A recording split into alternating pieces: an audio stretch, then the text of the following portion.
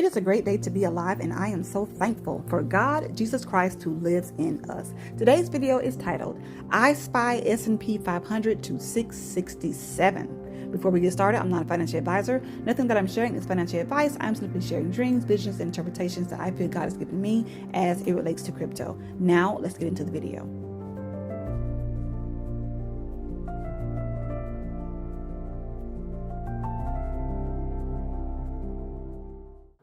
Okay, so I shared a video a few weeks ago about the Eiffel Tower Dream Part 2, 667, and the S&P 500. The dream that I had about yellow toys. And you would have to watch that video to see how it all came together. Here are some videos where I shared my dream. You can follow along if you would like to go back and catch up on all the details about all of that. But all in all, I was able to derive a date based off of this new dream, Yellow Toys dream, where I saw the number 667. And so this Yellow Toys dream connects with the Eiffel Tower dream, because in that dream, I understood that the S&P went to 667 and then a crash happened, a huge crash happened. I had my Eiffel Tower dream last year, and throughout all of my research and everything that I was doing, something that God brought me to was the dot-com bubble. And during the time of this dot-com bubble, the S&P 500 dropped down to $667. It went from a high to a low of 667. And so I've been following along with the S&P 500, looking at where the price is. This week, it hit 649.48 was the 52-week high. But then I began to turn my attention to what would be a dot-com type experience. What stocks, what things should I look for? And the thing that came to me was AI stocks. Now, if you've been following any of my recent videos, this will make sense. If not, I will show you the video where I shared this. But as I'm looking at the list of all of the AI stocks, I see IBM. And I shared this IBM as a part of my XRP dream, this dream that I concluded was about XRP. And all of this is intertwined with things about World War III and the timeline that I feel like God has given me. This XRP dream where I saw XRP go down to a price of 70 cents, and then it ran up and I saw $7, and then it kept running up and I saw $75.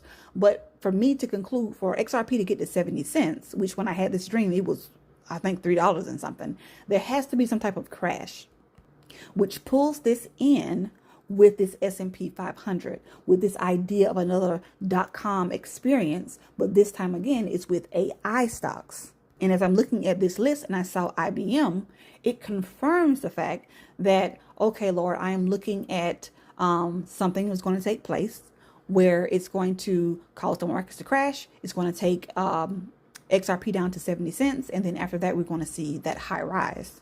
So when I saw IBM, I went back to that video. I went back to that dream. And so moving forward, I want to look at Palantir, because recently we saw on August the 19th, I think it had been falling before then, but we saw a huge crash of Palantir, of the Palantir tech stock. Okay. And then moving forward to NVIDIA, who had their earnings report, I want to say on August the 27th. And there was a crash. I shouldn't say crash. There was a significant drop or slide in that particular stock because of something to do with China and their connections with China. And so we saw a little bit of a move there down for NVIDIA on August the 27th.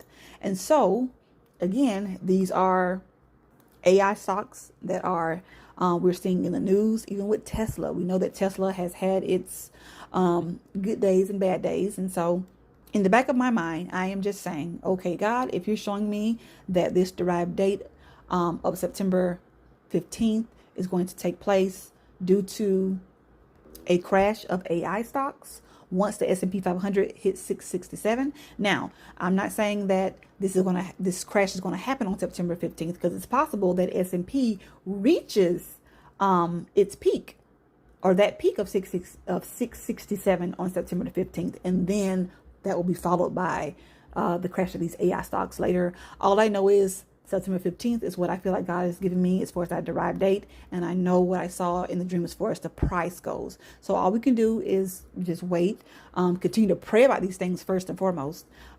Take it before the Lord in prayer. Ask God how to better prepare for this. Or rather have it and not need it than need it and not have it. So to kind of prepare ourselves for this. And what I'm adding new here is just the thought of all this taking place because of an AI crash, something that's going to resemble a dot-com bubble experience for us once the S&P 500 hits 667. So one more thing that I want to make mention of before I end this video. Today I did a random search on the connection between the Lehman Brothers dot-com bubble and the Federal Reserve. When I did so, I found out this. Now, I will say I don't know a whole lot about the Lehman Brothers. I've heard this name and this event being mentioned a lot in the news, a lot by different YouTubers, but I don't know a whole lot about it. But I will share what makes sense to me and the connection I made right off the bat. So the dot-com bubbles bursting led to a response by Federal Reserve, the Fed, that indirectly set the stage for the housing bubble and ultimately Lehman's collapse. It was the Lehman's financial position that led them to a bankruptcy that occurred on September 15th, 2008. This event sent shockwaves through the global financial system, triggering the 2008 financial crisis. The Lehman Brothers filed for bankruptcy on September the 15th, 2008. This event was a major turning point and a key moment in the global financial crisis of 2008. Again, guys, this date of September 15th is coming back as an anniversary date to the Lehman Brothers event. An anniversary date, another anniversary date, as all this is connecting the dot-com bubble. I mentioned in a video when I did this one a while back that my research on the dot-com bubble just so happened to happen on March the 10th, 2025, which was the anniversary of when the dot-com bubble peaked, March 10th, 2000. So for whatever reason, God is allowing me to do my research on specific days that lands on an anniversary, such as the dot-com bubble, and also the date that I derived, September the 15th, not knowing any connection until today, that September 15th is the anniversary of the Lehman Brothers event when they signed for that bankruptcy in 2008. Guys, this is not a coincidence.